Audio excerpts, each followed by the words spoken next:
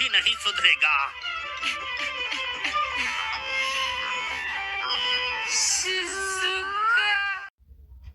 What is politics?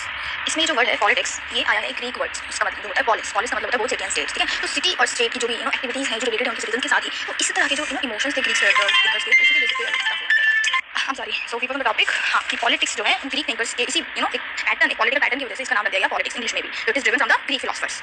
Now let's just briefly look at the theory of recurrent cycles. ये भी हमारी Greek political studies से ही निकली है, ठीक है। तो इसके अंदर क्या होता है ना, सबसे पहले हमारे पास अगर मोनार्कियल सिस्टम चल रहा है गवर्नमेंट का, तो वो कहीं ना कहीं पॉइंट पे आके डीजेनरेट हो जाते हैं थियरनी में, ठीक है। तो जो हमारी थियरनीज होती हैं फिर वो एक पॉइंट पे आके कांच में बदल जाती हैं, वो एरिस्टोक्रेसी को हटा देती हैं, फिर अपना राज करते हैं। Then aristocracy get transform into oligarchies, जो कि ओवरथ्रो कर दी जाती हैं डेमोक्रेसी के द्वारा।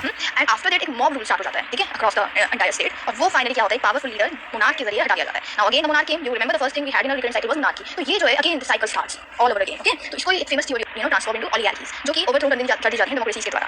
एंड आफ्टर दैट एक मॉब रूल स्टार्ट हो जाता है, ठीक है, अक्रॉस द एंटायर स्टेट। और वो फाइनली क्या होता है, पावरफुल लीडर मोनार्क के जरिए हटा दिया जाता है। Now again the monarch came, you remember the first thing we had in our recurrent cycle was monarchy. तो ये जो है again the cycle starts all over again, okay. तो इसको एक famous theory of recurrent cycle बोला जाता है। और यहाँ पे एक बात और नोट करने लायक है कि हमारे जो एरिस्टोटल थे उनका मानना था कि डेमोक्रेटिक कॉन्स्टिट्यूशन में, मतलब एक बढ़िया बैलेंस कॉन्स्टिट्यूशन की हमें डेमोक्रेसी एलिमेंट जरूर रखना है इसके अंदर, ठीक है, तभी जाके चीजें स्टेबल हो पाती हैं। और उसी को उन्होंने नाम दिया पॉलिटी का। अब नेक्स्ट हम पढ़ेंगे कि जो कॉन्स्टिट्यूशन होता है वो क्या होता है, उनको इसमें से पॉलिटिकल चेंज में इंटरेस्ट था। तो इसी के लिए बताते हैं कि जो रिवॉल्यूशन होते हैं ना, वो सिर्फ किस वजह से होते हैं कि वहाँ पे इक्वालिटी की डिमांड होती है, उनके ऊपर अत्याचार हो, उनका एक्सप्लॉइटेशन हो, उसी से out of that demand for revolution arises, ठीक है। तो इसका एक बहुत बढ़िया एग्जांपल दिया गया है एंशिएंट रोम। अगर पूछा जाए तो you can write it down.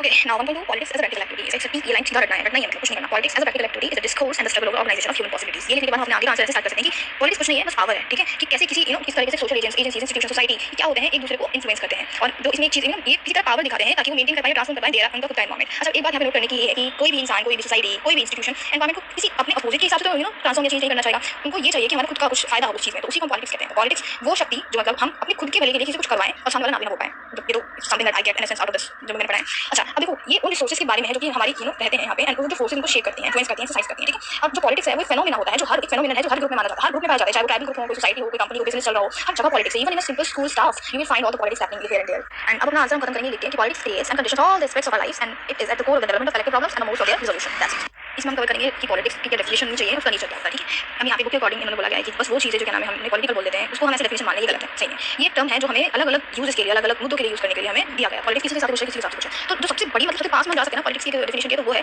Capsule statement है इसकी कि politics is activity by which groups reach binding collective decisions through attempting to reconcile differences among their members. इसको मैं समझा देती हूँ, हिंदी में भी आपको सुना है। तो इसमें कुछ ऐसे सिग्निफिकेंट पॉइंट्स हैं, इसमें बोला गया है कि वो एक कार्य, क्रियाकलाप होता है पॉलिटिक्स, जिसमें जो ग्रुप्स होते हैं वो आपस में कलेक्टिव डिसीजंस बनाते हैं कि तुम थोड़ा मेरा मान लो, मैं तुम्हारा थोड़ा मान लूं, है ना। तो थ्रू किसके जरिए एक मतलब अटेम्प्ट होता है उनका कि हमारे जितने भी कोई भी इंसान है, सिंपल दो इंसान ही ले लो, उनके बीच में कुछ ओपिनियन वगैरह को लेकर, उनके बिलीफ को लेकर डिफरेंसेस होते हैं, and it's like it's universal everywhere, everything is like that only. तो जो डिफरेंसेस होते हैं उनके, अब ऐसा नहीं कि हम अलग नहीं, हम एक जगह रहते हैं, हम एक ही रिसोर्स यूज करते हैं, एक साथ रहना है। तो उस चीज के लिए हम क्या अटेम्प्ट करते हैं, हम इन डिफरेंसेस को रिकंसील करने की कोशिश करते हैं, वो नहीं है, रिकंसील करने की कोशिश करते हैं किस वजह से, किस लिए, ताकि हम एक बाइंडिंग डिसीजन पे पहुंचे, थोड़ा सा कलेक्टिवली, जैसे तुम थोड़ा मेरा मान लो, थोड़ा ही कदम मैं, थोड़ा कदम तुम, तो इस तरीके से होता है, ठीक है। तो this is what politics is all about. Next we have 1.2 nature of politics. अब इसका नेचर पढ़ेंगे। देखो पॉलिटिक्स क्या होती है, it is collective in nature. जैसे हमने अभी पढ़ा कि हमें बाइंडिंग कलेक्टिव डिसीजंस पे आना होता है, तो उसके लिए कलेक्टिवनेस होनी जरूरी है। तो अगर मैं आपको बोलूं कि आप कमरे में बैठे हो, आराम से पॉलिटिक्स दिखाओ, तो नो, दिस इज इम्पॉसिबल। इसी वजह से तो जो हमारे रॉबिन्सन क्रूसो थे, तो वो पॉलिटिक्स क्यों नहीं कर पाए, because he was in isolation, and where there is isolation there is no politics, there just can't be any politics, ठीक है। पॉलिटिक्स क्या होता है ना कि इसमें क्या होता है, पहले पॉइंट ध्यान रखना, कलेक्टिव एक्टिविटी। सेकंड क्या होता है, this is just unavoidable, this is something universal, होती ही है। तो इसमें क्या होता है, पॉलिटिक्स चाहो ना चाहो हमें हर जगह मिलेगी, ओके। सेकंड ये लिखना यूनिवर्सल है। थर्ड आप लिखेंगे कि हम क्या है ना, हमेशा एक दूसरे से एग्री कर जाएं हर टाइम, ऐसा जरूरी नहीं है। अगर ऐसा होता तो पॉलिटिक्स क्या होती, बेफालतू की, यानी कि रिडंडेंट हो जाती। तो इसीलिए हमेशा एक इनिशियल डाइवर्सिटी ऑफ व्यूज रहेगा हर ग्रुप में, हर सोसाइटी, हर इंस्टीट्यूशन में, यू विल फाइंड दिस। तो तीसरा आप लिखोगे पॉइंट कि हमें इन चीजों को, इन डिफरेंसेस को रिकंसील करना होता है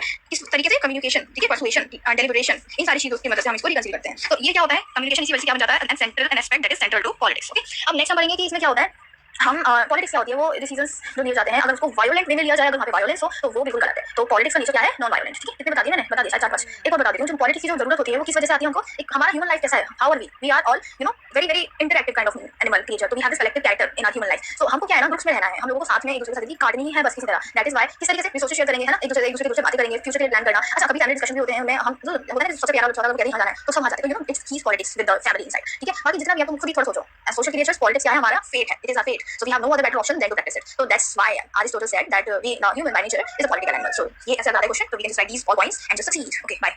हाँ, ये वर्ड सही पकड़ा है, that is politics and inescapable feature of the human condition. इससे भागा नहीं जा सकता, ठीक है। तो 1.2.3 स्टार्ट करते हैं। पॉलिटिक्स को अक्सर इस नजरिए से देखा जाता है कि ये इसको क्रिटिसाइज किया जाता है कि कोई इंसान पब्लिक इंटरेस्ट के पीछे छुप के अपना खुद का प्राइवेट एडवांटेज करता है, अपना खुद का उल्लू सीधा कर रहा होता है, समथिंग लाइक दैट। और अपनी जो भी कहें, जो ये हमारा पॉलिटिक्स है, एक इनएस्केपेबल फीचर होता है ह्यूमन कंडीशन, ह्यूमन लाइफ का, ठीक है। तो सही कहा एरिस्टोटल ने कि जो मैन है वो नेचर से एक राजनीतिक जानवर है, ठीक है। तो इससे इसका मतलब ये नहीं है कि पॉलिटिक्स क्या है अवॉइडेबल है, बल्कि ये भी है कि जो हमारा पॉलिटिक्स है वो बहुत एसेंशियल ह्यूमन एक्टिविटी है, ठीक है। तो उसके बारे में जानना पढ़ना बहुत जरूरी है। पॉलिटिकल एंगेजमेंट क्या होता है, हमारा एक ऐसा वो बन जाता है, एक ऐसा कारण बन जाता है कि जो हमको दूसरे स्पीसीज, दूसरे एनिमल स्पीसीज को अलग बनाता है, ठीक है। दुनिया में कोई भी ग्रुप ले लेना, ठीक है, तो वो रेयरली एग्री करते हैं किसी एक चीज़ पे, और सॉरी, और एटलीस्ट स्टार्टिंग में तो सब कुछ दिक्कत होती है कि किस तरीके से क्या चीज़ करेंगे, कैसा एक्शन, कैसा कॉन्स्टिट्यूशन होना चाहिए, रूल्स होने चाहिए हमारे ग्रुप के। अगर अग्रीमेंट होगा वो उस पे कि हम ये गोल अपनाना चाहते हैं, तब भी कि किस तरीके से अपनाना है, ऐसे वैसे किस तरीके से, उसके ऊपर भी थोड़ा बहुत हो सकता है झगड़ा, ठीक है। तो हाँ, तो एक डिसीजन कैसे पहुंचना है, ठीक है, तो कैसे पहुंचते हैं, by making collective binding decision. एक बार बता रही हूँ, प्लीज मेमोराइज इट। हाँ, तो एक पॉलिटिकल कम्युनिटी में कभी भी क्या होता है कि जब भी हम डिसीजन किसी डिसीजन पे जाना होता है हमें, तो हम क्या करते हैं कि एक ऑल मेंबर्स ऑफ ग्रुप को बोलते हैं, पूछते हैं, और फिर फाइनली क्या करते हैं, रिकंसील करना। This is what we call reconcile करना हमारे डिफरेंसेस को। तो जो पॉलिटिक्स होती है वो प्रोसीजर्स होती है रेंज की, ठीक है, ताकि उनको एक्सप्रेस कर पाएं, कंबाइन कर पाएं ओवरऑल डिसीजन, ठीक है। तो शिवली पॉइंट आउट करती है political actions may be interpreted as a way to work out rationally the best common solution to a common problem. एक कॉमन प्रॉब्लम के लिए रैशनली, मतलब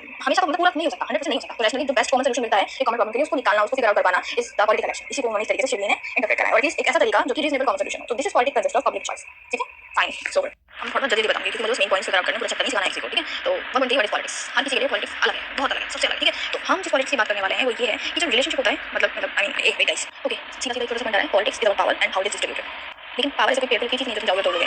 गांव की पावर रिलेशनशिप में एक्सिस्ट करती है, ठीक है। एक पर्सन के अंदर, एक ह्यूमन बीइंग के अंदर एम्बॉडी होती है, तो जिसके अंदर स्किल्स होती है वो ही ये पावर क्या कर पाता है, डील कर पाता है, ठीक है। तो जो एक पर्सन है वो क्या करता है, किसी भी दूसरे इंसान पे अपनी मर्जी थोप सकता है, ठीक है। तो ताकि वो भी करे वो जो कह रहा है, अगर वो चाहते हैं भी है वो करना या फिर नहीं, doesn't matter, just because the leader चाहे वो लोग ही कर रहे हैं। तो this is what politics, कोएशन, कोएशन, I don't know even pronunciation it right और नॉट, बट इट्स कोएशन, ठीक है। ओके, हेंस एक सिचुएशन हमारी आ जाती है जिसको हम क्या कहते हैं, लीडरशिप, मतलब relation of domination and subordination. ये तीनों चीजें हमारी, लीडरशिप, रिलेशन, डोमिनेशन, सबऑर्डिनेशन। अच्छा, इसमें हमारे बहुत महान हमारे आ रहे हैं फेमस लेक्चरर, उनका नाम है मैक्स वीबर, जिन्होंने अपने 1918 के बहुत ही बड़े लेक्चर में पॉलिटिक्स एज एजुकेशन में कहा था कि जो कांसेप्ट है पॉलिटिक्स का वो बहुत ही ज्यादा ब्रॉड बेस्ड है, बहुत इसमें हर तरह की इंडिपेंडेंट लीडरशिप इन एक्शन को हम पॉलिटिक्स समझते हैं। किसी भी कॉन्टेक्स्ट में अगर एक हिटलर भी किसी को रूल कर रहा है, हर तरह की पॉलिटिकल सिस्टम में, हर तरह के पॉलिटिकल सिस्टम में विल हैव दिस थिंग, एक इंडिपेंडेंट लीडरशिप जो कि एक्शन में होगी, ठीक है। ओके, अच्छा, ये भी इंक्लूड कर सकते हैं वाली सिचुएशन जहाँ पे लोगों को दबा के रखा जा रहा है या फिर डेमोक्रेसी से रखा जा रहा है, मोनार्की से रखा जा रहा है, किसी भी सिस्टम से रख रहे हो, there will be a type of politics happening in there. ऐसी ब्रॉड डेफिनेशन की जो क्या नाम है, एक मिनट, तो ये चीज एक समाज सुनकर आपने समझा होगा कि सिर्फ गवर्नमेंट पॉलिटिशियन पॉलिटिकल पार्टी से रिलेटेड मैटर नहीं होता, पॉलिटिक्स हर एक कंटेक्स्ट में मौजूद है, हर एक जगह मौजूद है, हमारे घर में भी मौजूद है, देखना कभी ध्यान से, ठीक है। तो इन द सेंस हम कह सकते हैं कि जो पॉलिटिक्स है, जैसे ट्रेड यूनियन की और यूनिवर्सिटी पॉलिटिक्स, ये सब क्या है, हमारी पॉलिटिक्स ही है, सेक्सुअल पॉलिटिक्स, यू नो, ये तुम लोग सिग्मा मेल एंड फेमिनिस्ट वगैरह लड़ते रहते हो दूसरे से, दिस इज सेक्सुअल पॉलिटिक्स, मतलब कि डोमिनेशन ऑफ मेन है वुमेन पे, और इसको अल्टर करने की जो चलते रहते मुद्दे, तो इनको भी क्या कहते हैं, पॉलिटिक्स पॉलिटिक्स। अच्छा, एक छोटे से इन नटशेल सी politics, everything is politics, it affects lives through the agency of those who silent to state power and the purpose of which they are used the they are using the control. Okay, अब lecture जो दिया उसमें Weaver ने initially तो हमें बहुत ही बड़ा बड़ा से बता दिया मोटे तौर पर, इसका मतलब क्या होता है, ठीक है। हमने फिर उन्होंने एक थोड़ी लिमिटेड डेफिनेशन में निकाली कि छोटी सी स्लाइड को रट लो। We wish to understand the politics, he wrote, only the leadership और the influencing of leadership. We wish to understand the politics, only the leadership और the influencing of leadership of a political association, ठीक है। तो आज के जमाने में political association क्या है, मॉडर्न स्टेट, नेशन स्टेट। तो इसी नजरिए से अगर हम देखें तो जो स्टेट एक सेंट्रल पॉलिटिकल एसोसिएशन है और पॉलिटिकल क्वेश्चन जो उससे रिलेटेड होते हैं उसको हम क्या मान लेते हैं, पॉलिटिक्स। तो आप समझ आ रहे हो, जो आप बोले पॉलिटिक्स, वो पॉलिटिक्स है, और उसके बाहर भी सारी चीजें जो हो रही हैं वो भी पॉलिटिक्स ही हैं। 1.4 व्हाट इज स्टेट। अब एक नई चीज यहाँ पर आई हमारे पास, स्टेट क्या है। ये क्वेश्चन ना तो आसान है और ना ही इसका कोई ऐसा सटीक आंसर दे सकते हैं, लेकिन हमको फिर भी पढ़ना है, तो अब हम यहाँ पे समझते हैं कि जो स्टेट होता है वो अलग अलग होता है, ठीक है। जैसे बहुत पहले जो ग्रीक सिटी स्टेट हुआ करता था वो बिल्कुल डिफरेंट है हमारे आज के मॉडर्न नेशन स्टेट से, ठीक है। अब देखो ये जो ग्रीक सिटी स्टेट है हमारा, इसने वर्ल्ड पॉलिटिक्स को फ्रेंच रेवोल्यूशन के टाइम से ही डोमिनेट कर रखा है। जो कंटेम्परेरी लिबरल डेमोक्रेटिक स्टेट है, आज के जमाने के जो लिबरल डेमोक्रेटिक स्टेट है जो ब्रिटेन और वेस्टर्न यूरोप में देखते हैं, वो बिल्कुल पूरी तरीके से डिफरेंट है उस टाइम के फैसिस्ट टाइप स्टेट की, जिसको हम हिटलर और मुसोलिनी के टाइम में पढ़ते हैं, ठीक है। अब ये जो स्टेट है जो हमारी यूएसएसआर है और हमारी ईस्टर्न यूरोप जो उस टाइम का था सोवियत यूनियन वाला, तो उस टाइम के स्टेट से भी डिफरेंट है। अब देखो ये दोनों आपस में हमने भी क्या करा, कंपेयर एंड कंट्रास्ट करा। अब एक इंपॉर्टेंट पार्ट आता है हमारा पॉलिटिक्स की स्टडी का, और जो इंटीग्रल एलिमेंट जिस किताब का वो है एक्सप्लेनेशन क्या है इन टर्म्स की। इसका जो एक उद्देश्य है हमें कि हमें हर एक चीज को एक दूसरे से अलग-अलग समझना है, वो समझाने के लिए अब हम अपना नेक्स्ट पॉइंट पढ़ेंगे 1.4 point state differences on account of political institutions that social context. State में अंतर होता है, ठीक है, इस टर्म्स में उनके पॉलिटिकल इंस्टीट्यूशन में और उनके साथ ही साथ वो कि सोशल कॉन्टेक्स्ट में है उस चीज में भी इनमें बहुत अंतर होता है, ठीक है। अब देखते हैं जो लिबरल डेमोक्रेटिक स्टेट है उसको हम कैसे जानते हैं, क्योंकि उसके अंदर एक रिप्रेजेंटेटिव फॉर्म ऑफ गवर्नमेंट होती है, इंस्टीट्यूशंस होते हैं, ठीक है। तो ऐसी जो पार्लियामेंट होती है उसको हम जैसे इंडिपेंडेंट जुडिशरी हो गई, तो उसमें क्या होता है, लीडर होता है, अच्छा एक सेकंड गलती हो गई, नहीं सही जा रही थी मैं, ठीक है। तो जो पार्लियामेंट है वो क्या है, एक इंडिपेंडेंट है, ठीक है। अब देखते हैं नेक्स्ट है जो फैसिस्ट एक लीडर होता है, वो फैसिस्ट स्टेट को कंट्रोल करता है, ठीक है। तो ये दूसरे में ये कंट्रास्ट की बातें होंगी दोनों। अब देखो सोशल कॉन्टेक्स्ट के रिस्पेक्ट में हम देखें तो हम देखते हैं वेस्टर्न और सोवियत टाइप सिस्टम्स में बहुत अंतर है। अभी हमने यहाँ पहला कंट्रास्ट किसी में देखा हमारी पार्लियामेंट और दूसरा हिटलर, मतलब एक तरह से फैसिस्ट स्टेट केस में देखा। अब ये दूसरा कंट्रास्ट हमारा है वेस्टर्न और सोवियत टाइप स्टेट्स के ऊपर, ठीक है। तो अभी तक हमने पॉलिटिकल कंटेक्स्ट में बात करी, हम सोशल कंटेक्स्ट में बात करेंगे कि जो वेस्टर्न यूरोप वाली जो सोसाइटीज है वो कौन सी इकोनॉमिक स्ट्रक्चर पे बेस्ड है, कैपिटलिस्ट इकोनॉमी पे, और जो सोवियत हमारी यूएसएसआर है वो सोशलिस्ट इकोनॉमी पे बेस्ड है। तो इसके बेसिस पे भी हम स्टेट में अंतर कर सकते हैं, डिफरेंट पता लगा सकते हैं। तो अभी पता चला कि क्या डिस्टिंक्शंस होते हैं और इनका क्या महत्व है। अब हमने जाना कि अलग-अलग तरह के स्टेट होते हैं। अब किसी भी तरह की स्टेट की बात कर रहे हो, हमें हमेशा एक बात जाहिर रखनी है इसकी, वो मोनोलिथिक ब्लॉक नहीं हो सकता, कि उसका सिर्फ एक सटीक एक बिल्कुल एग्जांपल नहीं हो सकता। अब जो स्टेट है वो बिल्कुल ऐसे गवर्नमेंट की तरह सेम नहीं है, बल्कि बहुत कॉम्प्लेक्स है, उसमें बहुत अलग-अलग एस्पेक्ट्स, अलग-अलग एलिमेंट्स हैं। तो जो गवर्नमेंट है वो उसका बस एक पार्ट है। अगर समझो कि अगर एक स्टेम है हमारा स्टेट, तो उसकी अलग-अलग ब्रांचेस हैं स्टेट में, ठीक है। तो हम कहते हैं कि बिना जड़ के पेड़ नहीं होता, तो बिना एलिमेंट्स के you can't form a state, ठीक है। अब हम नेक्स्ट देखते हैं, अब for example western type liberal democratic state, इसका मतलब सिंपल सा ऐसे ले लो जो आजकल हमारे अमेरिका जैसे इंडिया में जो टाइप ऑफ सिस्टम चल रहा है ना, उसको दिमाग में रखो, बस इतना बड़ा याद रखने की जरूरत नहीं है। अच्छा, वो गवर्नमेंट जो गवर्नमेंट को फॉर्म करते हैं वो मानव के पास स्टेट पावर होती है और वो स्टेट के नाम पे काम करते हैं, ऑफिस लेते हैं और पावर्स को एक्सरसाइज करते हैं, कंट्रोल एक्सरसाइज करते हैं। लेकिन फिर भी जो चेंज है ना मेटाफर में, अब देखो ये एक बात बोली गई है, बहुत सिंपल भी लगेगी और समझोगे तो बहुत डीप भी है, ध्यान से सुनना। The house of the state has many mansions and of those the government occupies one. I hope you got the meaning. मैंने कई बार एग्जांपल बताया था ना कि पेड़ without roots is nothing, so या it's the same thing. 1.4.2 Ralph Miliband's view on state. तो इनकी किताब है the state and capitalist society. इसमें उन्होंने उन एलिमेंट्स को मेंशन किया है, नोट डाउन करा है, जो साथ में मिलकर स्टेट को कॉन्स्टिट्यूट करते हैं। तो सबसे पहला बट नॉट ओनली वन, ठीक है, सबसे पहला हमें दिया गया है वो होता है किसी भी एक गिवन टेरिटरी की गवर्नमेंट, ठीक है, जो स्टेट अटैच का एलिमेंट होती है, पहला एलिमेंट। दूसरा हम मानते हैं एडमिनिस्ट्रेटिव ब्लॉक, जाने जो सिविल सर्विसेज एंड ब्यूरोक्रेसी होती हैं, ये उसके एग्जांपल्स हो गए। अब यहाँ पे क्या होगा कि ये लोग थर्ड, बस सीधा थर्ड बताती हूँ, ये तुम लोग डिफाइन कर लेना, ठीक है।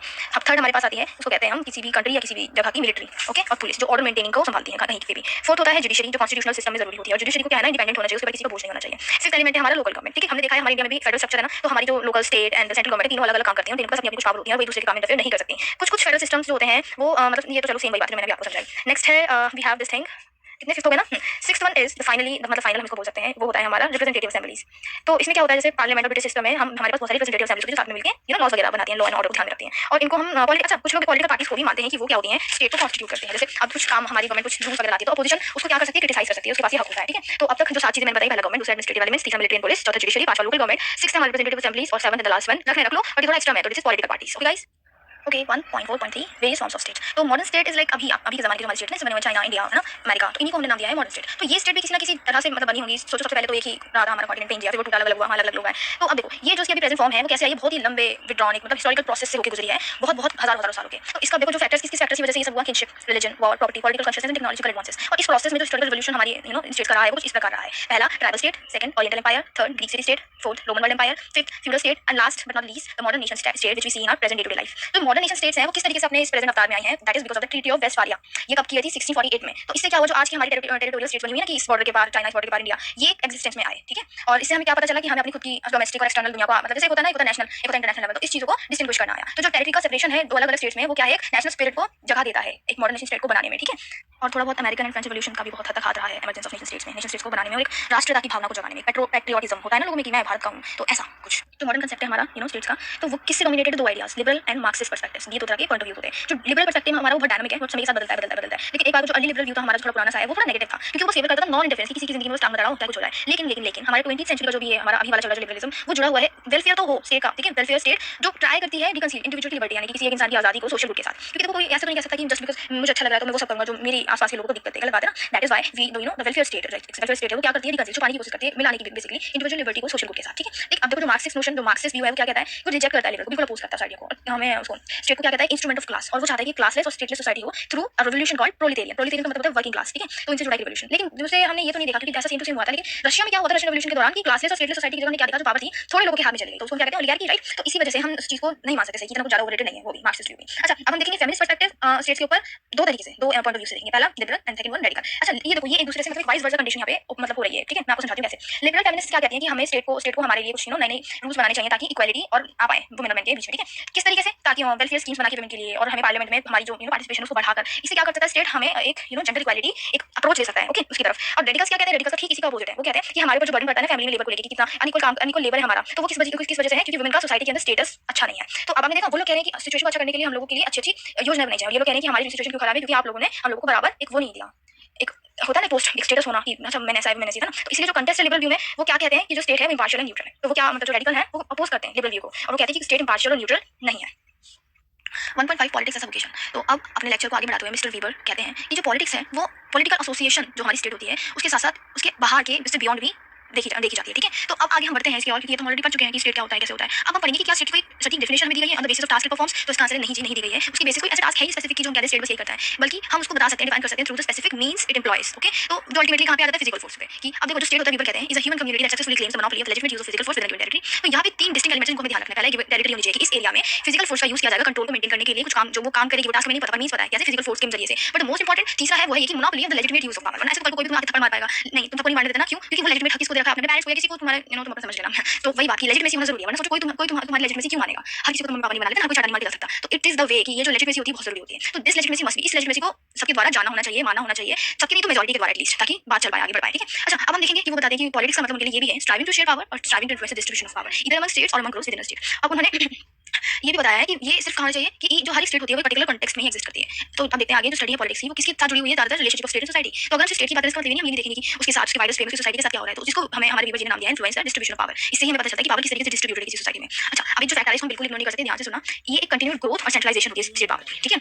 इफ अगर हम देखते हैं स्टेट को एक स्पेशलाइज्ड अपार्चर्स की तरह, तो अब हम आगे पढ़ेंगे कि कैसे मॉडर्न टाइम्स में हमने इसको मतलब जो है वही है स्टेट, लेकिन हमने इसको क्या करा, थोड़ा खींच खाच के डायनामिक वे में अपना बना लिया है। इसकी स्केल को खींच के नए तरीके से इसको बना दिया है by the development of technological enhancement and growth. तो जो मॉडर्न स्टेट है उसको एक क्या है, बहुत ही ज्यादा कॉम्प्लेक्स ब्यूरोक्रेसी चाहिए जो सारी हर तरह के टास्क को देख पाए, उनको मैनेज कर पाए। और इसको बहुत बढ़िया और अच्छी तरह की सोफिस्टिकेटेड आर्म फोर्सेस भी चाहिए, क्योंकि आगे आते समय में वही लड़ाइयां बहुत हो सकती हैं, और बहुत ही ज्यादा रेगुलेटरी वेलफेयर एजेंसी चाहिए जो अच्छे योजनाएं बनाए हमारे देश के भले के लिए। तो इन सब का जो हमें क्या नाम है स्फीयर ऑफ एक्शन है, हमें क्या रखना है, ग्रोथ और डेवलपमेंट। ये दोनों तरह की सोशल उस पे भी इकोनॉमी पे बेस कर सकता है। लिबरल डेमोक्रेटिक सिस्टम में क्या होना चाहिए, कैपिटलिस्ट सोशल इकोनॉमिक कंटेक्स्ट में, और सोशलिस्ट सिस्टम को उनकी कलेक्टिव इकोनॉमिक फ्रेमवर्क को लेकर काम करना चाहिए, क्योंकि डेवलपमेंट नहीं होगा तो आगे कैसे बढ़ेंगे। अब डेवलपमेंट हर जगह होता है तो स्टेट के पीछे है।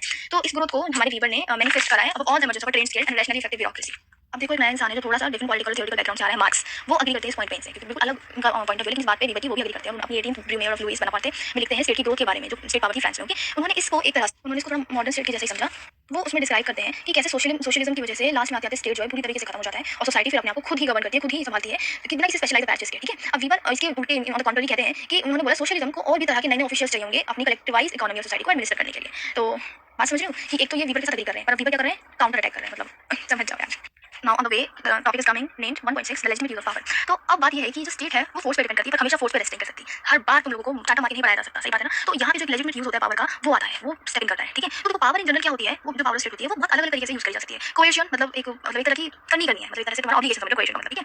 वन फॉर्म ऑफ पावर, ये एक तरह का फॉर्म होता है पावर का, और शायद से थोड़ा इजी भी अंडरस्टैंड करने में, बट ये सिर्फ एक नहीं है। सारी जो पावर रिलेशन होते हैं उनको हमें समझना होता है किसी ना किसी मॉडल के बेसिस पे। अच्छा, अगर एक लेक्चरर है वो अपने आर्गुमेंट्स और अपनी बहुत बढ़िया नॉलेज से तुम्हें मदद कर रहा है इस चीज को समझने में, है ना, और आइडियाज को फॉर्म करने में, तो वो क्या कर रहा है, वो अपनी तरह की पावर दिखा रहा है। लेकिन अगर स्टूडेंट्स की विल नहीं होगी, वो क्लास में बैठना ही नहीं चाहेंगे, तो क्या वो ये पावर दिखा पाएगा? अच्छा, और थोड़ा सा पॉइंट में पूछते हैं, जितने भी पावर जिनके पास पावर होती है ना, जो अपने एक ना जितना भी उनका अरे यार समझ उनकी जो जनता होती है उनके ऊपर उनको दिखाना होता है रूल, तो वो हम लोगों को ये बिलीव करवाते हैं कि हम राइट कर रहे हैं, राइटनेस जस्टिस, हमारी पावर सही है, राइट है, जस्ट है, और आपको ये माननी होगी। तो इससे क्या होता है, जो अटेम्प्ट है जस्टिफिकेशन के लिए, ताकि वो लोगों को कंसेंट ले पाए कि वो आप हमें पावर दिखा सकते हो, यही बनाता है प्रोसेस ऑफ लेजिटिमेशन। अच्छा, कोई इसको जस्टिफाइड एक्सेप्टेड पावर को हम अथॉरिटी कहते हैं कि अच्छा ठीक है, यहाँ पे इनकी अथॉरिटी चलती है, ठीक है।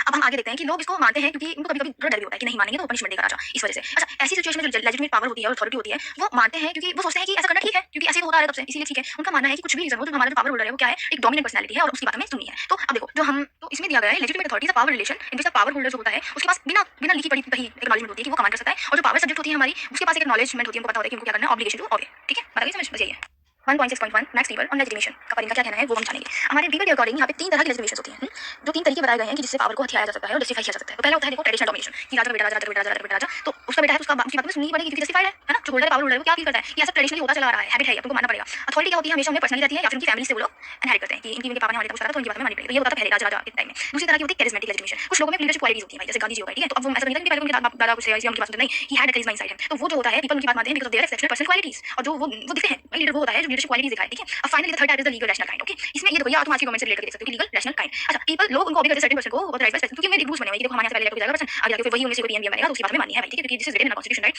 अब हम ये भी थोड़ा समझ सकते हैं कि जो पहले दो हमने बात करी कौन-कौन से charismatic and traditional one are of personal kind, personal nature, और जो तीसरा वाला है वो क्या है, एक प्रोसीजरल कैरेक्टर, प्रोसीजर होता है किसी चीज का, एक प्रोसीजरल कैरेक्टर है। तो ये दो आपको डेफिनेशन डिस्टिंक्शन पता चल गए। अब देखो ये बहुत ऑब्वियस सी बात है कि कोई भी जो पावर होल्डर होगा किसी भी सिस्टम का, वो यही चाहेगा कि उसकी पावर को लेजिटिमेट माना जाए कि हाँ भाई ठीक है तुम हमें पावर दिखा सकते हो, ठीक है। तो ये नहीं मानेगा कि भाई कि मैं कोई जनता के मुंह में थप्पड़ मार के चला जैसे केजरीवाल को, सॉरी। ओके, अब हम देखते हैं कि सीन फ्रॉम देयर उनकी पॉइंट ऑफ व्यू से देखें अगर हम, तो ऐसा जो एक्सेप्टेंस होता है वो क्या करता है, एक कंसिडरेबल इकोनॉमी को परमिट करता है कि भाई लोग तुम्हारी बात मान रहे हैं तो तुम थोड़ी शांत रहोगे और अपना काम अच्छे से कर पाओगे, ओके। पीपल जो है तुमको फ्रीली और वॉलंटरीली ऑब्लिगेट करेंगे, अगर तुम्हारी बात आराम से मान रहे हैं सब लोग तो तुम कुछ सोच रहोगे है ना, लड़ाई झगड़ा ओनली पीस आउट। तो जो एक कोएशन होता है हमारा, तो उसके लिए तुम्हें क्या होगा, हमें बार-बार तुम्हें नहीं बताना पड़ेगा कि तुम मेरी बात सुनो, क्योंकि लोग तुम्हें मतलब एक बार लेजिटिमाइज हो जाती है तुम्हारी पावर, तो यू विल लाइक ऐसे तो देखा नहीं कि कभी एक आधा इंसान को बढ़िया फेमस हो जाता है बढ़िया सा, तो फिर वो कुछ भी गाएगा ट्रेंड बन जाता है, यू गेट इट। तो बार-बार मतलब कांस्टेंटली डिस्प्ले नहीं करना पड़ता उस चीज को कि why you should follow what I ask you to, और भी करना है तुमको मुझे। तो इसी तरह वो क्या है, अब वो चीज तो सेम है, ज्यादा लोग तुम्हारे लॉयल बन गए, लेजिटिमाइज हो गई पावर। अब तुम क्या कर सकते हो, तुम उस चीज पे उन लोगों पे कंसंट्रेट कर सकते हो जो तुम्हारी लेजिटिमेसी को एक्सेप्ट नहीं करते। इसका मतलब है तुम्हारे दुश्मन, तुम्हारी अपोजिशन पार्टी है ना, उनसे लड़ सकते हो लड़ के। अब यहाँ पे थोड़ी और बात करते हैं किसी पॉलिटिकल सिस्टम में वो लोग भी होते हैं जो किन्हीं रूल्स को मानते हैं, हमसे कंप्लाई करते हैं, बिकॉज़ नॉन कंप्लायंस क्या होगी, पनिश मानोगे सही है, if you fail to obey me you will punished. तो क्लियरली जो हमारी स्टेबिलिटी होती है पॉलिटिकल सिस्टम की वो बढ़ जाती है बहुत हद तक जब उसके लोग खुद अपनी मर्जी से रूल्स को फॉलो करते हैं और लेजिटिमेसी को स्वीकार करते हैं। बिकॉज़ जब देखो अब जो हमारे ऑर्डर बन चुका है, अगर उसकी लेजिटिमेसी को एक्सेप्ट करेंगे तो फिर उसके लिए बहुत आसान हो जाएगा उनके ऊपर रूल कर पाना। इसलिए जो हमारी रिकॉग्नाइज्ड अथॉरिटी होती है वो एम्पावर होती है उन रूल से जो वो इशू करते हैं, ठीक है। पर अब देखो रियलिटी में तो लिखा हुआ है, रियलिटी में सॉरी होता है, और political system maintain combination of consent and कोएशन, ये थोड़ा सा कंसेंट लेंगे, थोड़ा सा काम करवाएंगे, थोड़ा सा मतलब वही बात हो गई यार, थोड़ा बहुत पॉलिटिक्स समझाओ, यही होता है कि थोड़ा अपनी करना, थोड़ा दूसरे से मनवाना, थोड़ा आपको मानना कभी सामने वाले से मनवाना। अब हमारे सी राइट मिल्स कहते हैं कि the idea of legitimation is one of the central conception of political science. जो पॉलिटिक्स है वो मतलब कंसर्न भाई इसी से रिलेटेड है कि कौन से मेथड से जो पावर होल्डर है अपनी पावर को जस्टिफाई प्रूव कर रहा है, लेजिटिमाइज प्रूव कर रहा है, ठीक है। अब हम आगे बढ़ते हैं। तो किसी भी एक पॉलिटिकल सिस्टम को जानने के लिए, उसकी जांच पड़ताल करने के लिए हमको ये जानना जरूरी है कि किस हद तक उसके वहाँ के लोग किसी एग्जिस्टिंग पावर की स्ट्रक्चर को लेजिटिमेट मान रहे हैं और कितना स्ट्रक्चर जो है कंसेंट पे बेस्ड है, ठीक है। और अपनी पावर को बार-बार थोड़ा सा जस्टिफिकेशन से सर्टेन करना भी बहुत जरूरी होता है, मेथड्स को कि जो भी सिस्टम और पावर को लेजिटिमाइज करते हैं। तो इसी को हमारे एलिटिस्ट थ्योरिस्ट ने मोस्टली इसको क्या कहते हैं, पॉलिटिकल फार्मूला, कि किन तरीकों से हम लोगों को यकीन दिलाएं कि वी आर द बेस्ट, ठीक है। अब देखो ये क्वेश्चन जो हमारे लेजिटिमेसी का है बहुत इंपॉर्टेंट बन जाता है एक स्टेबिलिटी और पॉलिटिकल सिस्टम के चेंज में भी, कि देखो लेजिटिमेसी तब तक स्टेबिलिटी रहेगी जहां जनता की नजर से तुम्हारी लेजिटिमेसी हटी, मान घटना घटी, यानी कि चेंज ऑफ पॉलिटिकल सिस्टम में लग जाएगा भाई। अच्छा, कंसेंट जो है ग्रांट दिया भी जा सकता है, लिया भी जा सकता है। ये सही बात है कि पॉलिटिकल सिस्टम सर्वाइव नहीं कर सकता उन जगहों में जहां पे पॉपुलेशन क्या करती है, बंद कर देती है किसी लेजिटिमेसी को, किसी सिस्टम की लेजिटिमेसी को सपोर्ट करना बंद कर देती है। यही इसका एग्जांपल लिखा जाता है साउथ अफ्रीका और पोलैंड। हां, अच्छा यहाँ पे देखा गया था क्या, इसका एग्जांपल दिया कि ज़ारूज़लेस्की में जो रेजिम थी, तो वो क्या ना थोड़ी बहुत लेजिटिमेसी है उसकी वहां के लोगों के आंखों में। तो इसलिए जो पॉइंट है वो ये है कि एक रेजिम बहुत ज्यादा फोर्स पे डिपेंड करती है। अच्छा, तब फाइनली जब लेजिटिमेसी खत्म हो जाएगी ना तो तुमको कुछ नहीं बचेगा, फिर बस चाटा मार के काम चलाना पड़ेगा। और फिर इस जब तुम सिचुएशन में समझो बहुत खराब सिचुएशन में चल रहे हो, this situation is called precarious position, कि ये आगे होनी चाहिए पर अब आ गई है तो यहाँ पे रहो, अब इसके बाद सब खत्म होने वाला है, मतलब वल्नरेबल हो जाते हो यहाँ पे तुम, और मतलब कुछ भी हो सकता है, तुम्हारी मतलब लोग बाग में जो रिवॉल्यूशन कर सकते हैं, है ना, क्योंकि अब ना बहुत हो गया। लोगों के चर्चे पानी बदल गया। जब तुम लोग से वायलेंस मैं पहले बता देते politics is non violence in nature. जब फोर्स ज्यादा यूज होने लग जाएगा ना तब there will come a condition जब एक रिवोल्यूशनरी चेंज जो है प्रेजेंट करेगा खुद को ही, ठीक है। बस 1.6.3 प्रोसेस ऑफ डिलेजिटिमेशन, वैसे आपको ज्यादा है नहीं गया इसमें और थोड़ा बहुत समझाते हैं, ठीक है। तो अब हमें पता चलता है कि रिवोल्यूशन होने से पहले के जो समय में कुछ आइडियाज जो डोमिनेटिंग आइडियाज होते हैं किसी भी रूलिंग पार्टी या रूलिंग पॉलिटिकल सिस्टम के, उसके आइडियाज को क्या किया जाता है, क्रिटिसाइज किया जाता है, सब्जेक्ट किया जाता है सस्टेन क्रिटिसिज्म के साथ। अच्छा, इसको हम कहते हैं प्रोसेस ऑफ डिलेजिटिमेशन। जब हमको शक होने लगता है कि यार इसकी पावर ठीक भी है क्या, हम इसकी बात सुन रहे हैं क्या, ये हमारे ऊपर राज करने लायक है भी, तो ये जो क्रिटिसिज्म स्टार्ट होता है ना तो समझो वो सरकार देने वाली है, ठीक है। तो बस इतना याद रखना कि delegitimation is nothing but a situation whereby the ideas which justify the existing structure of power come under attack. इसका एग्जांपल है फ्रांस रिजीम, ठीक है। तब उसके गिरने से पहले जो आइडियाज है उसकी डिवाइन राइट और ऑटोक्रेसी के उसको पूरी तरीके से मर्डर किया जाता है, ridiculed and refuted by the philosophers और जो उस टाइम के उस स्टेट के क्रिटिक्स हैं, ठीक है। तो ऐसी जो मूवमेंट होती है डिलेजिटिमेशन की, वो क्या करती है, जो हमारी जो रेजिम चल रही है, जो भी हमारी पॉलिटिकल सिस्टम है उसकी नींव को हिला के रख देती है, कमजोर कर देती है, ठीक है। ये तैयार करती है रास्ता एक रिवॉल्यूशन के लिए। अच्छा, एक केस हमने यहाँ पे देखा यहाँ पे हमने वेमार रिपब्लिक का कि उसके में क्या था कि जो बहुत जनरल पॉपुलेशन की लार्जर पॉपुलेशन जो सेक्ट थे वो क्या करने लगे, उनका कॉन्फिडेंस खत्म हो गया डेमोक्रेटिक रेजिम में। तो अगर फिर उनको पता था कि ये लोग को कम्युनिस्ट अल्टरनेटिव ना आ जाए, इसलिए उन्होंने अपना सपोर्ट इस वजह से इसको दे दिया हिटलर की नेशनल सोशलिस्ट पार्टी को। हिटलर का तो प्रोपेगेंडा ये था, एक नाम आएगा मैं आपको बताऊंगी, ठीक है। तो जो रिजल्ट है वो ये था कि जो हमारी रिपब्लिक की जो पहली मतलब हमारा रिपब्लिक नाम क्या है, हां वेमार रिपब्लिक, तो वो बहुत बुरी तरीके से गई, बिना किसी तरह से नहीं गई, ठीक है। तो सिमिलर हमारा इफेक्ट निकाल दिया यूरोपियन कंट्रीज में भी था। जितने भी western system of liberal democracy है वो हटा दिया गया फैसिस्ट और सेमी फैसिस्ट अथॉरिटेरियन सिस्टम्स के द्वारा, क्योंकि देखो एक चीज होती है similar cause and similar consequences, तो ये वैसे ही हुआ। हां, तो जब मैंने काम हुआ ये change Italy Spain Austria Hungary. So इस चीज का रिवॉल्यूशन करके आ रहा है कि देखो जो एक सिस्टम होता है वो अपनी स्टेबिलिटी को खो देता है once it ceases to enjoy legitimacy in the eyes of the subject. अब now the thing must be noted that हमारी आज की टाइम में जो हमारा प्रोसेस ऑफ लेजिटिमेशन डिलेजिटिमेशन जो है वो बिल्कुल परमानेंट फीचर चलते रहते हैं। लेजिटिमेशन के बाद डिलेजिटिमेशन जहां पे दोनों का बैलेंस बिगड़ा वहां पे कुछ अलग होने वाला है, समझ लो। अच्छा, अब जो पावर में है, जो पावर होल्डर्स हैं वो लेजिटिमेशन कैसे करते हैं, सोचो बहुत अलग-अलग तरीकों से अलग-अलग चैनल्स के द्वारा करते हैं। तो अभी मॉडर्न में क्या होता है ना कि देखो लेजिटिमेशन स्टार्ट होता है वहीं से ऑब्जर्व करना शुरू कर देते हैं अर्ली स्टेज ऑफ एजुकेशन में, तो क्या पढ़ा जाएगा diffuse probability of forms of social interaction, socially लोग इंटरेक्ट करते हैं जैसे तो कैसे उनमें डाल देते हैं कि हां भाई सरकार चाहिए ब्ला ब्ला ब्ला। और किस तरीके से तीसरा जो आज के जमाने में बहुत ही ज्यादा प्रिवेलिंग है वो है influence of the press television and other social media mass media, okay. तो जो व्यूज होते हैं वो या तो एक्सेप्ट करे जाते हैं, कंसीडर किए जाते हैं with the boundaries of the system, तो उनको क्या मानते हैं कि हां ये बढ़िया है, उसको लीडर्स को डेली दिखाया जाता है। लेकिन जो एक्शंस हैं जो बियॉन्ड द लिमिट्स जा रहे हैं, जो सरकार से बाहर हैं, तो उसको क्या कंसीडर कर देते हैं इलेजिटिमेट। तो आजकल ये हो रहा है हम लोगों को न्यूज़ वगैरह में से वही चीज दिखाई जाती है जो दिखानी सही है रूलिंग पार्टी के लिए। शायद मैं तो टिप्पणी कर रही हूँ, even I am I am 18 plus citizen, I can do it. Okay, being made to look very attractive blocks of a range of political alternatives, ठीक है। अपना अपना खुद को अच्छा दिखाना, दूसरे लोगों को अट्रैक्टिव दिखाना, तो फिर ये क्या करना चाहिए हम, तो you know here the ruling party is playing the pick me trend here. Okay, we 1.6.4 manipulated consent. We all know what manipulation is. Here, very good. What's the name of that writer? His name C. Wright Mills. हाँ, तो इन्होंने एक बड़ी definition दी है, power wielded unknown to the powerless। यानी manipulation क्या होता है ना कि हम लोग किसी को इस तरीके से उस पर कब्जा कर लें कि उसकी पावर हमने खुद हथिया ली, उसको पता भी नहीं है कि वो पावरलेस है, समझ रहे हैं, इसी को मैनिपुलेशन कहते हैं। अब यहाँ पे बहुत अलग अलग इफेक्टिव मेथड्स होते हैं सबवर्सिव आइडियाज को उगने से पहले रोकने के लिए। सबवर्सिव आइडियाज है वही जो डिलेजिटिमेशन स्टार्ट होता है तो क्रिटिसाइज करने वाले आइडियाज होते हैं, उन आइडियाज को दबाने के लिए क्या कर सकते हैं। तो ऐसी सिचुएशन में कंसेंट क्या बन जाता है, एक मैनिपुलेटेड कंसेंट, कि हाँ ठीक है हम आपकी लेजिटिमेसी को सपोर्ट कर रहे हैं, पर अब वो अपनी मर्जी से नहीं कर रहे हैं, तो लोगों ने क्या कर दिया, डिमांड को किसी तरीके से कंट्रोल में के अपनी तरफ खींचा जानबूझकर, that is called manipulated consent, ठीक है। अब देखो एक एक्सटेंट तक हम लोगों को सबको पता है कि क्लाइमेट ऑफ ओपिनियन है, हमें हर तरह के हमें उसके साथ में मतलब अगर कोई चीज़ पे हमें ओपिनियन रख रहा है कोई, तो कोई उसके उसमें रखेगा, कोई उसके अगेंस्ट में रखेगा, कोई उसके सपोर्ट में रखेगा। पर देखो यहाँ पे एक स्केल होता है जो कि मतलब एक पोजीशन तक लेके जाता है कि जब लोगों के दिमाग को इस तरीके से मूड किया जाता है कि जो डेलिब्रेट पर्पस होता है वो स्टेट का, ताकि वो क्या कर पाए, मोनोलिथिक पॉपुलर मेंटालिटी कि हाँ भाई यही एक सरकार बढ़िया है, इसी को वोट दो, ठीक है। सच ऐसा ही कुछ हमारे किसने करवाया था नाजी टाइम में, Goebbel propaganda, the purpose of Goebbels propaganda. तो इससे क्या हुआ था, जो बिल्कुल एक पर्पस मतलब एक टोटलिटेरियन रेजिम आ गई थी। मैनिपुलेशन आपको बताया मैंने क्या बोला सी राइट ने, ठीक है। तो सबसे पहले जो हमारे वो है वो पॉइंट करते हैं mechanism by which consciousness is manipulated out of growing importance modern society. आज के जमाने में तो भाई बच्चा मैनिपुलेट करके चला जाता है। अच्छा, मार्क्सिस्ट लैंग्वेज में कहते हैं कि ऐसी मैनिपुलेटेड कंसेंट को हम लास्ट में क्या एक फॉल्स कॉन्शियसनेस बना देती है, ठीक है। अच्छा, ऐसा भी बोला जा सकता है कि जो लोग होते हैं वो जब फ्री टू चूज यानी उनको बोलते हैं कि अपनी मर्जी से चूज करते हो अपने व्यूज को, तो उसको हम लिबरल डेमोक्रेटिक सिस्टम क्या कहते हैं कि वहां पे मैनिपुलेशन की जरूरत ही नहीं है, ठीक है। वहां पे पॉसिबल नहीं कि हमने तो चॉइस रखी है, मैनिपुलेशन तो हो सकती है, वहां पे फ्री चॉइस नहीं करती जैसे वन पार्टी सिस्टम। मतलब वन पार्टी सिस्टम क्या होता है कि मैं नहीं तो कौन में, मतलब एक ही पार्टी है, वोट देना, इसी को नहीं देना, बैठो। अब इसमें क्या होता है कि लोग कहते हैं जो लोग हैं वो फ्री टू चूज है, पर अब मुझे बात बताओ कि जब कोई पार्टी मतलब इलेक्शन हो रहे हैं और मतलब वो लोग अल्टरनेटिव पार्टी को चूज नहीं कर पा रहे हैं टू द एक्जिस्टिंग ऑर्डर, और फॉर एग्जांपल क्या कर रहे हैं वो रेडिकल पार्टी को सपोर्ट करके जो रेडिकल अप्रोच रखती है गवर्नमेंट की तरफ उनको पार्टी उसमें रूल में ला रहे हैं और बाकी अल्टरनेटिव को नहीं कर पा रहे हैं। तो इसी का अच्छा यहाँ पे सेफ एज्यूम करना कि जो स्ट्रक्चर सोसाइटी का वो क्या है लोगों की वजह से आएगी, क्योंकि लोगों ने चुना है। लेकिन मुझे बात बताओ कि लोग चॉइस किस तरीके से करते हैं। चॉइस कभी भी वैक्यूम में तो नहीं होती, राइट। चॉइस भी क्या है उसको हम एक मतलब ऐसा समझ लो वो भी बहुत हद तक इफेक्ट होती है through a process of legitimation, क्योंकि जो पार्टी रूलिंग में थी वो भी तो कुछ ना कुछ करेगी अपनी पावर को मेंटेन रखने के लिए। तो इसका बस एक ही कंक्लूजन निकल के आता है कि importance of political choice and ability to freely express the choice can not be overrated. हम इतना ध्यान रख सकते हैं कि जहाँ पे फ्री है बिल्कुल चॉइस करना, तो वहाँ पे कोई भी मैनिपुलेटेड कंसेंट नहीं है। मैनिपुलेटेड कंसेंट हो सकता है, ठीक है, ऐसी जगह में भी जहाँ पे फ्री चॉइस दे रखी है, ऐसी जगह में भी जहाँ पे सिर्फ वन पार्टी सिस्टम चल रहा है, ओके। बस फर्क इतना है, वन पार्टी सिस्टम में डायरेक्टली दिख रहा है और बाकी और सिस्टम में इनडायरेक्ट वे में दिखता है। Oh my God, finally the last 1.6.5 personal of the state machine, मतलब एलिट। अब तुम इसको सोचो यार, जैसे एलिट किसी जगह में बढ़िया पॉलिटिक्स चल रही है तो फायदा किसको रहता है, उनके पैसे वालों को, उन लोगों को जो उनके साथ जुड़े होते हैं, है ना। तो इसमें वही सेम बात हो रही है।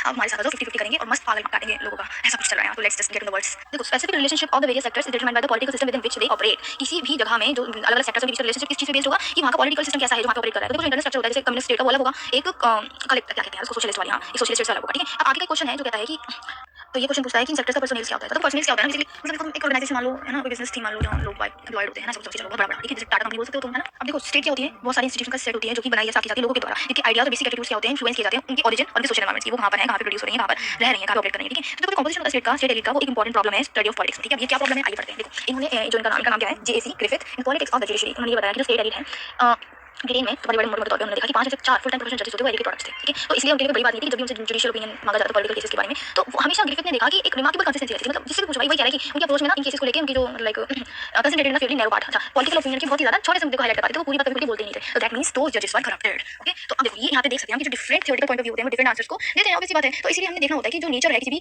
नेचर कंपोजिशन क्या है किसी स्टेट का, तो उसी हिसाब से we get to know it. अच्छा, एलिटिस्ट थ्योरीज जो होती हैं वो बहुत ज़्यादा इंपॉर्टेंस देती हैं इन फैक्टर्स को। तो देखो जो नेचर होता है किसी पॉलिटिकल सिस्टम का वो हम सबसे बढ़िया कैसे एक्सप्लेन कर सकते हैं उनकी एलीट क्लास को एनालाइज करके। जो जो एक रूलिंग माइनॉरिटी होती है ना किसी भी जगह में, देखो इसको ऐसे समझो तुम्हारी क्लास टीचर का एक बालक है वो तुम्हारी क्लास में है, ठीक है? तो अब देखो क्लास टीचर देखो गवर्नमेंट हो गई, ठीक है? और ये जो बेटा ही हो गया एलिटिस्ट, तो देखो कहीं ना फिर रुतबा रहेगा, फिर रुतबा रहेगा क्लास में। उसी रुतबे को हम यहाँ पे क्या मानते हैं एलिटिस्ट का एक रूलिंग माइनॉरिटी जो कंट्रोल करती है स्टेट अफेयर्स को। देखो टीचर आज एग्जाम मतलब हाँ not all teacher but there are always teachers like this जो अपने कैन एंड ऑल दैट, तो थोड़ा सा इन्फ्लुएंस होते हैं, ओके? सो या मैं ऐसा थोड़ा समझा रही हूँ क्योंकि मैं खुद ऐसे समझती हूँ। अब देखो जरूरी नहीं कि हर टीचर ऐसा हो, है ना? सही बात है। तो देखो ऑलमोस्ट सब कुछ डिपेंड करता है टैलेंट और एबिलिटीज पे लीडर्स की। एक लो क्वालिटी का लीडर होगा ना वो बहुत ही डिजास्टर्स कॉन्सिक्वेंसेस लाके देगा उस स्टेट के लिए। पर देखो रीजन जो हमारे फॉर व्हाट दैट रीजन जो मैक्स पेपर थे वो बहुत ज्यादा चिंतित रहते थे जर्मनी की पॉलिटिक्स को लेकर, ठीक है? तो उनका मानना था कि हमें एक स्ट्रांग पार्लियामेंट बनानी चाहिए ताकि उसे एक बहुत बढ़िया एक एडुकेट ट्रेनिंग सेंटर मिल जाए, लोगों को बड़े-बड़े लीडर्स प्रोड्यूस हों रिस्पांसिबल इलेक्शन के लिए। वरना देखो क्या होगा ना कि जो पावर होगी लीडरशिप कहाँ चली जाएगी, इसके हाथों में ब्यूरोक्रेसी के हाथों में चली जाएगी। इनकी ट्रेनिंग और लाइफस्टाइल को एक सुटेबल मटेरियल नहीं बना पाती, वो लीडर मटेरियल नहीं होते क्रिएटिव लीडरशिप क्रिएटिव थिंकिंग के लिए। तो हम देखते हैं जो मार्क्सिस्ट थ्योरी है वो इस चीज को अलग तरीके से देखती है। जैसे वो लोग क्या करते हैं बहुत कम इंपॉर्टेंस देते हैं किसी भी स्टेट एलिट के नेचर को कि भाई हो सही हो मना पड़ जाओ, मतलब तुमको पता है क्या होता है मार्क्सिस्ट थ्योरी में क्या होता है सोशलिज्म वाला, ठीक है? यानी कि लोगों पे ज्यादा ध्यान दिया जाता है rather than just on the अमीर लोग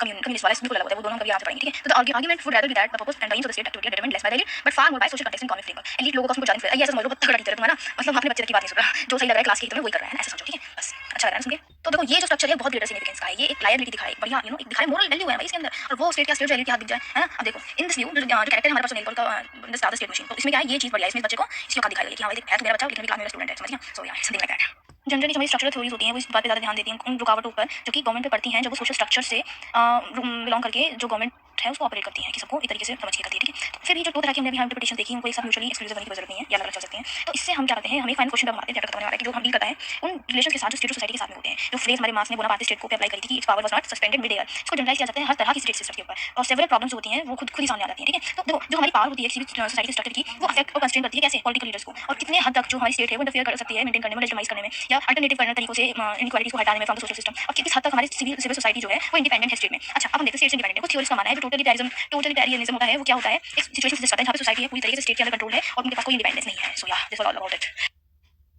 आई होप आप लोगों को समझ आया होगा और अगर आया हो और अच्छा लगा हो तो काइंडली लाइक सब्सक्राइब और आगे के चैप्टर्स पढ़ने के लिए मेरे साथ जुड़े रहें।